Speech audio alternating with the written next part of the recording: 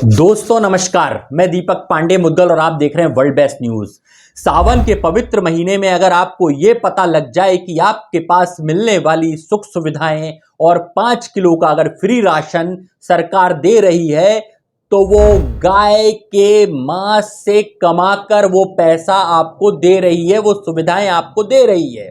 जिस गाय को हम माता का दर्जा देते हैं और हिंदू धर्म की रीढ़ मानते हैं, उसी हिंदू धर्म की रीढ़ को तोड़कर ये सारी फूल जो कावड़ियों पर बरसाए जा रहे हैं, अगर यूं कहूं कि ये सारा पैसा और इसका पैसा गौमांस निर्यात से आ रहा है, तो बताइए आप इन फूलों को और इस स्वागत को अपने ऊपर लेना चाहेंगे या छोड़ देंगे?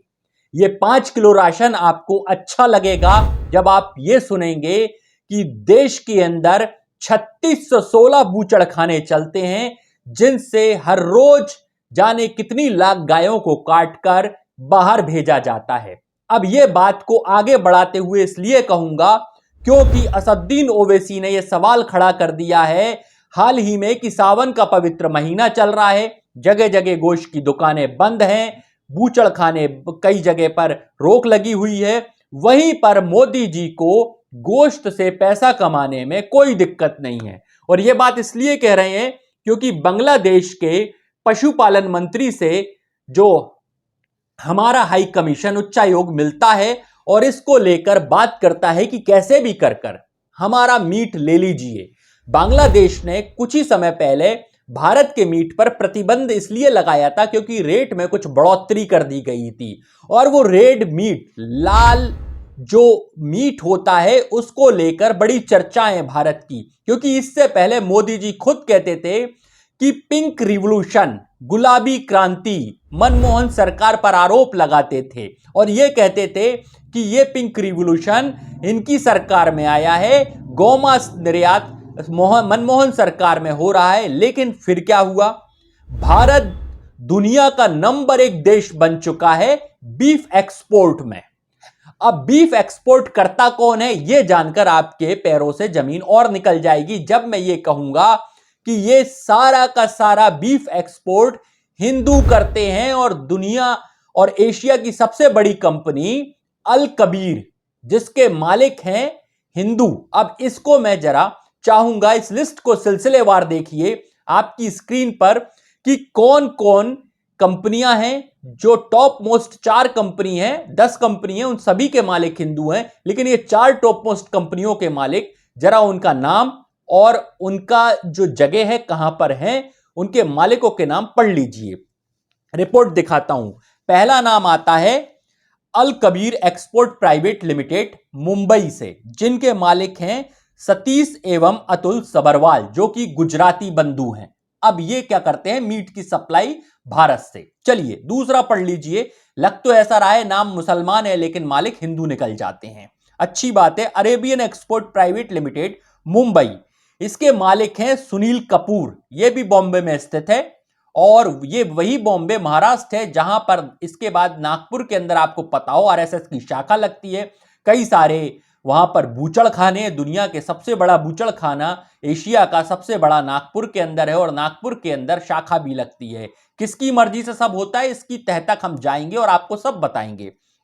तो इसके बाद तीसरा नाम MKR frozen food export private limited, ये दिल्ली में मौजूद है, इसके मालिक है मदन एबॉर्ट। अब चलते हैं चौथे नाम की ओर। चौथा नाम है PML इंडस्ट्रीज प्राइवेट लिमिटेड, ये चंडीगढ़ में मौजूद है, इसके मालिक हैं AS बिंद्रा। अब आप देखिए सरकार का दोहरा चरित्र। एक और बीफ खाने पर प्रतिबंध है, वहीं पर बीफ से जो मिश्रित पदार्थ हैं जिनमें बीफ मिला होता है, ऐसी कंपनियों को खुली छूट दी गई है, जैसे कि KFC, मैकडोनाल्ड, सबवे और डोमिनोज पिज्जा, बड़ा नाम सुना होगा आपने। ये सारे में बीफ मिलाया जाता है, गौमांस मिलाया जाता है, और हम इनको बड़े चाव से खाते हैं, और भारत में इनको चलाने की पूरी अनुमति है। और एक रिपोर्ट और मैं आपको दिखाऊंगा। जब देश आजाद हुआ था, क्योंकि कईयों बार भाई बीफ एक्सपोर्ट हो रहा है, उसमें गाय का मांस एक्सपोर्ट हो रहा है, इसके पीछे रीजन है कि जब देश आजाद हुआ था तो 35 करोड़ आबादी पर 1 अरब 21 करोड़ पशुधन था। मतलब जो हमारे पास पशुधन था वो कितना था गौवंश? 1 अरब 21 करोड़। और आज जब आबादी हमारी 150 करोड़ की पहुंचने वाली है तब हमारे पास गौवंश कितना बचा है? 10 करोड़। जबकि गौरक्षा अभियान के नाम पर सरकार तमाम वो सब चलाती है मुहिम जो कि चलाना चाहिए, लेकिन कुछ ऐसी मुहिम है जिसमें मॉब लिंचिंग शामिल हो जाती है। जब मुसलमानों को मारा जाता है गौकसी के नाम पर, वही दूसरी ओर सरकार खुद गौकसी करवाकर एक्सपोर्ट करती है, पूंजीपतियों को लाभ पहुंचाती है। मतलब देश के लोग गौकसी ना करें और इस गाय को पूर्णतः प्रतिबंधित कर कर कानून लाकर इसको सिर्फ उनके मित्र कटवाएंगे और मित्र इसको विदेश भिजवाएंगे। देश में कोई गौमांस नहीं खाएगा। इस पर मुझे एक किस्सा अटल बिहारी वाजपेयी जी का याद आ जाता है। जब वो अमेरिका गए थे तो उनके पास एक उनको गौमांस परोसा गया था, बीफ परोसा गया था। उस बीफ को लेकर वो क्या कहते हैं पता है? वो गौमांस खाते थे तो उसको क्या कहते हैं कि अटल बिहारी वाजपेयी के विषय में बता रहा हूं ये बात। वो कहते हैं, उनको जब नजर फिराई कि भाई देखिए आपकी टेबल पर गौमांस है, तो कहने लगे अरे ये क्या दिक्कत है, ये तो अमेरिकी गाय है, नॉट अ इंडियन। उन्होंने कहा ये भारतीय गाय नहीं है। तो विदेश जाकर गाय खाते थे अटल बिहारी वाजपेयी। और भारत में हिंदू बचाओ गाय बचाओ के नारे बेवजह लगाए जाते हैं और कैसे सांप्रदायिक भावनाएं उकसाई जाती हैं। अब यहां पर बात नहीं रुकती, बात आगे और बढ़ती है कि मोदी सरकार ने सत्ता में आते ही 15 करोड़ की सब्सिडी उन बूचड़खानों को दी जहां पर गाय कटती हैं, गौमांस निकाला जाता है। अब गौमांस निकालने के लिए जो औजार उपयोग होते हैं उन पर भी सब्सिडी दी जाती है। किस पर कितनी दी जाती है ये रिपोर्ट में अपनी बताता हूं आपको। प्री कूलिंग पर 50%, मतलब जो ठंडा किया जाता है, ठंडे में लेकर आया जाता है। फिर जो प्री हीटिंग है, जो हीट दी जाती है गाय को, जो गर्म किया जाता है जिससे उसके रगों में खून तेजी से दौड़े और मांस में लालपन आ जाए, गुलाबीपन आ जाए, उसके लिए 50% उन औजारों पर छूट दी जाती है। वहीं पर कोल्ड स्टोरेज, इसके बाद इनके रख रखाव पर 100% छूट है। यहीं तक नहीं रुकती सरकार, अब क्या क्या देती है? कर्मचारियों को, गाय काटने वाले कर्मचारियों को प्रशिक्षण को लेकर भी 50% छूट दी जाती है कि प्रशिक्षण दिलवाइए और गौकसी करवाइए। वहीं पर 650 करोड़, हल्ला मचाने वाली भाजपा, 650 करोड़ रुपए 2017 में कमाई होती है भारत की, जिसमें से 250 करोड़ रुपए का चंदा गौमांस से निकालकर भारतीय जनता पार्टी को दिया जाता है। एक और हलाल पर प्रतिबंध लगाया जाता है, दूसरी ओर हलाल का मीट सब जगह 70 देशों में निर्यात किया जाता है। भारत में हलाल प्रतिबंध किया जाता है और इस पर सरकार यह कहती है कि जैसा जो देश चाहता है उसको वैसा मीट मुहैया कराइए, पर पैसा कमाइए, लेकर आइए, हमें धार्मिक भावनाओं से कुछ लेना देना नहीं है।